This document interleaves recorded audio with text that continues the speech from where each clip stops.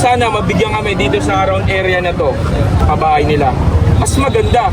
Pero kung bibigyan kami sa mga urban area na malayo sa syudad, napakasakit yun, lalo na sa mga tao na dito na ako nasanay, dito na lumaki. Dito na lumaki. Tsaka yung mga anak nilang iwan nilang mga pag-aaral nila, edukasyon nila. So yun sana ang hinihingi namin, yung relocation sana. Dito lang din sa lungsod kasi mahal na ho namin ito eh. Dito na ho kami pinanganak, dito na ho kami lumaki, dito na ho kami mamamatay. Ito na, nako, no relocation, no demolition po ang sigaw nila.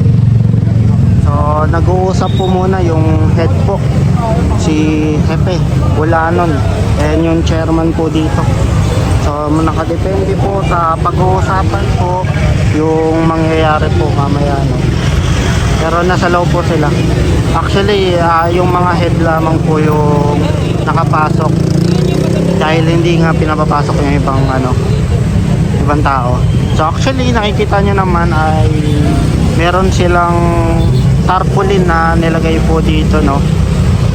Aware din sila, ibig sabihin niya parang aware din sila na kung kailan po magkakaroon ng demolish dito, no? Kasi nagkaroon ng tarpaulin ilang araw bago magkaroon ng tarpaulin, di ba? So malaman kasi nag-uusap yung head.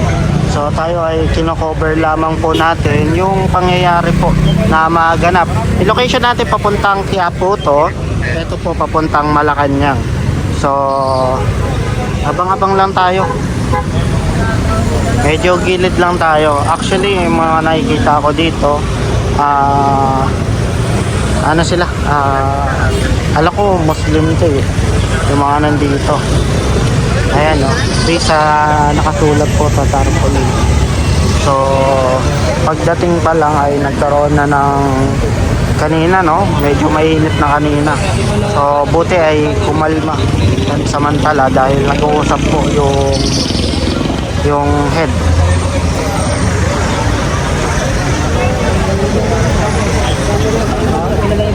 Kami mabigyan man lang kami ngayon kunting mukha na may harap sa mga tao namin.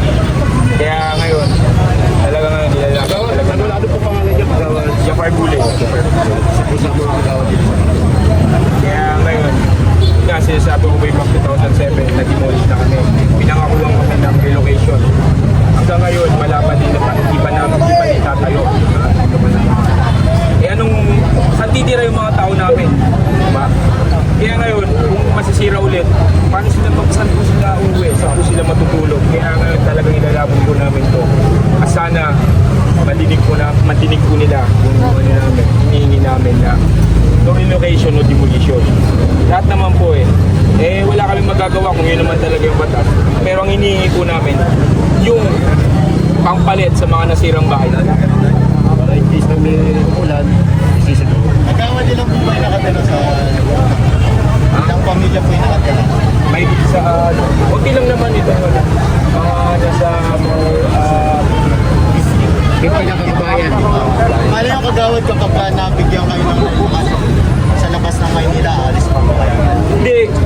Alam mo naman, ito ang capital city ng bansa. So dito yung kabuhayan, dito nagtatrabaho.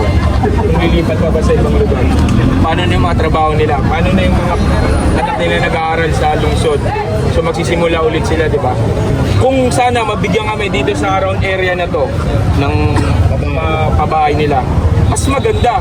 Pero kung bibigyan kami sa mga urban area na malayo sa syudad, napakasakit yun, lalo na sa mga tao na dito na ako nasanay, dito na lumaki. Tsaka yung mga anak nilang iwan nilang mga pag-aaral nila, edukasyon nila.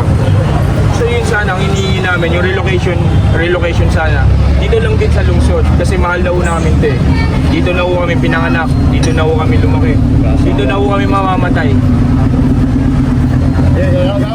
Hindi na naman po si General Sukat tsaka si Opo, sana opo, wala namang problema. Ako sa maganda po Opo. Sana maganda ho yung kakasunduan. Sige po, salamat po. Maraming salamat. So based sa mga nakalap nating informasyon, nag-uusap pa po sa loob. So ang tanging hiling nila na ano ko, yung nakasulat talaga dito sa tarpaulin. So ayaw nila i-demolish hanggat walang malilipatan na tirahan sila.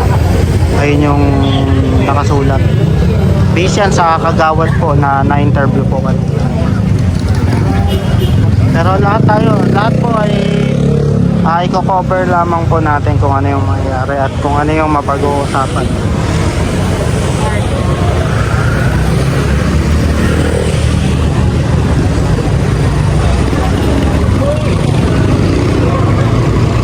Sa pinaka-street natin, Carlos Palangka, dito sa Quiapo. Boundary lamang po ng papuntang Malacanang.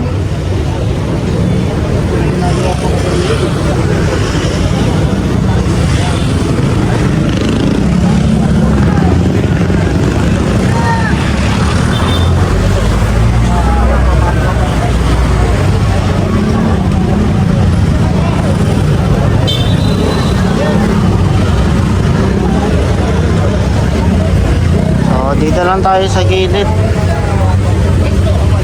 Tayo i-cover lamang po natin kung ano yung mapagdesisyonan. Yun na yun, pero i-cover natin lahat po ng pangyayari po dito. Kasi nakadepende na kasi yung lahat ng desisyon kay Hepe Bolano and then kay chairman dito, kung sino yung chairman dito. So bukod doon, ito basta tayo sa tarpaulin. Tulungan nyo po kami, mahal na Pangulo Ferdinand Bongbong Marcos at minamahal namin punong lungsod na Yorme Isko Moreno. So nagre-request sila na no relocation, no demolition based yan sa tarpaulin na nakikita, no? So naka-mention din dito si Pangulong Ferdinand Marcos kasi kung ano natin, Malacanang na kasi itong kabila itong kabilang street.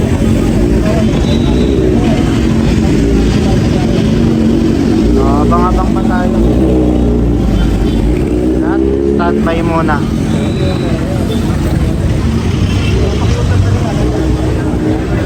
So depende kung ano mapagkakasunduan.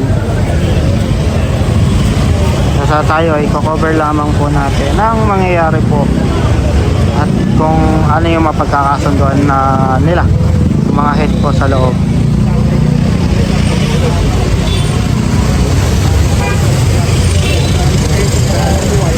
Actually kung titignan nyo yung yung nakasulat, ang tanging hindi sila tutol sa demolition. Ang lang nila is relocation. Kung may relocation, pwede raw i-demolish yung nila. Yung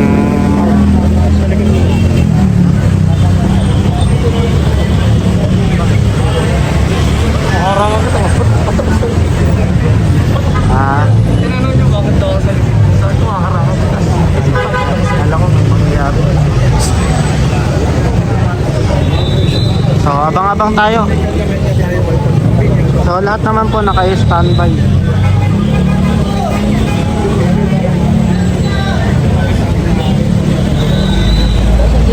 So dinadaan po sa maayos na usapan po yung nangyayari po doon sa loob, no?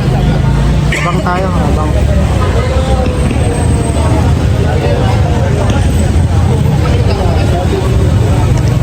Basta yung side po ng nakuha na natin yung side po ng gusto ng tao dito, no? So mamaya interviewin natin yung mamaya pag may lumabas, so kung ano yung mapag-uusapan doon.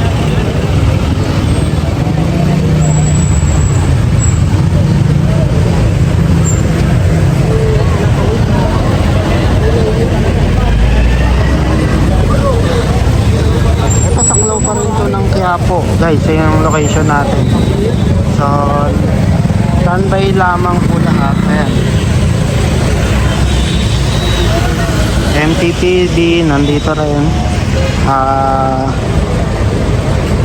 Ayan, lahat nandito. Pati mga PNP, SWAT, So lahat yan nakasalalay po sa kay Hepe kung ano mapag-uusapan nila at ni Chairman. Sa ganyan, shower naman tayo paglabas sila eh.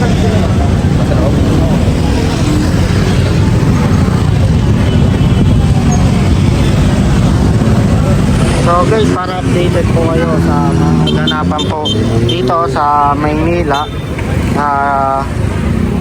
Ayun, pa-like, pa-share na lang po din, pa-subscribe na lang po sa ating channel.